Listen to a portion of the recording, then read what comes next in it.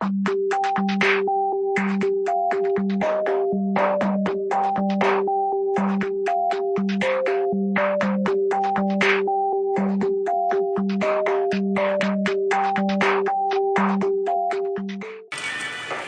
Cambodia looking particularly at disability with World Vision. We've got a huge programme here, and we come to this workshop where my two new friends have the opportunity to make bags of flowers and to sell them through a sort of cooperative arrangement that exists here.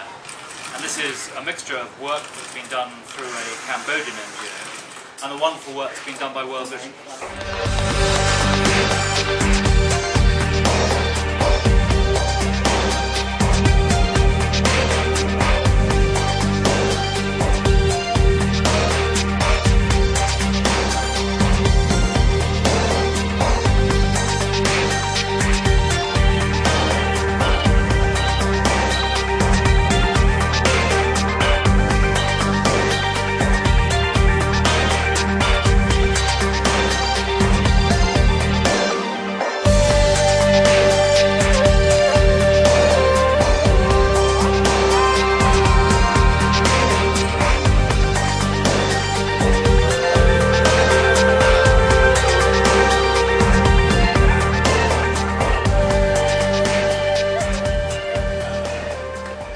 We're here in this wonderful project, we're going to hear a word or two about in a minute, looking at the way in this country, the most bombed country ever in the world, these cluster bombs have done such a huge amount of damage.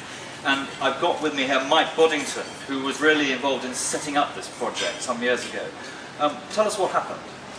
Well, I came here from having been working in Cambodia in 1994 because this is a country that suffered a huge amount from bombing, and I expected to find the same sort of thing here in terms of the number of people who needed to have limbs fitted. And I spent 2 years trying to get everybody together who was working on disability to come together in one organisation, which we eventually formed in 1997, called COPE, which would have all organisations working together under the same umbrella, and therefore minimise the amount of overheads that were being spent and focus the money that was available, very limited amount of money that was available, into the service for these people who have lost their limbs. And you're doing an absolutely fantastic job. And Joe, who came here from working in a hospital in London and has never left, so what is actually being done here? So basically, COPE is the organisation, and we have two main roles, and one is to develop skills, and the local staff will support the government with developing their rehabilitation service. So we make artificial arms and legs here and provide rehabilitation for people. The second thing we do is we support the costs. So there's no free healthcare in Laos, so people have to pay for their device or their surgery, whereas COPE raises funds to pay for all those costs. And what you're standing in is the visitor centre, which the British Embassy kindly contributed to last year. And so what we're doing is raising awareness of the UXO issue in Laos, which is about half of the people we provide legs to.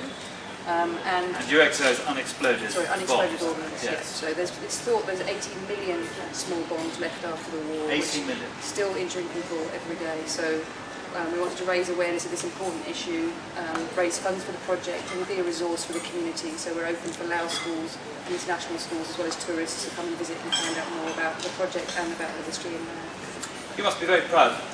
This is the British ambassador to Laos. You must be very proud of what Britain is doing to contribute to this. Well, I'm very proud to pay tribute to what Mike and Joe are doing. I think these are some fantastic work.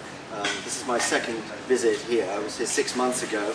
Very pleased to hand over that contribution for the British government, which has set up this visitor centre that we see here today.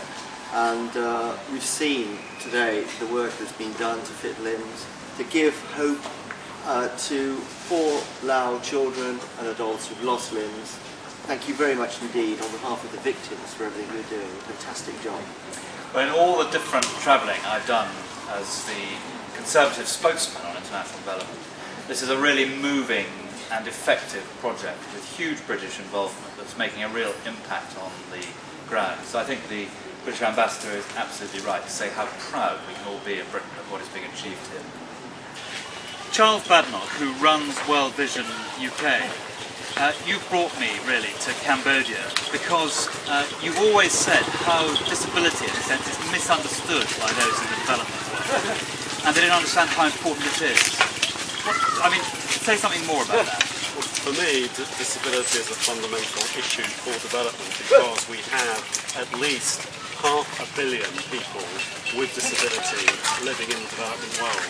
And if we don't include them in our work, and the trouble is a lot of people don't include them, then we will never reach the MDGs. For instance, we want to reach the MDG of universal primary education for all children, where at least 30 million children today with disabilities have no access, and I believe in fact the figure's a lot higher, because in societies such as the one we're in here, the children with disabilities are hidden, and so it is very difficult to get extra data to find out how many children really don't have access to education. And therefore I'm really looking for you in your role, and also other NGOs and all governments, to really take the issue of inclusion of disability far more seriously. You put it extremely well, and it's clear from what we've seen today in Cambodia that World Vision is making a huge contribution to precisely the aim you set out.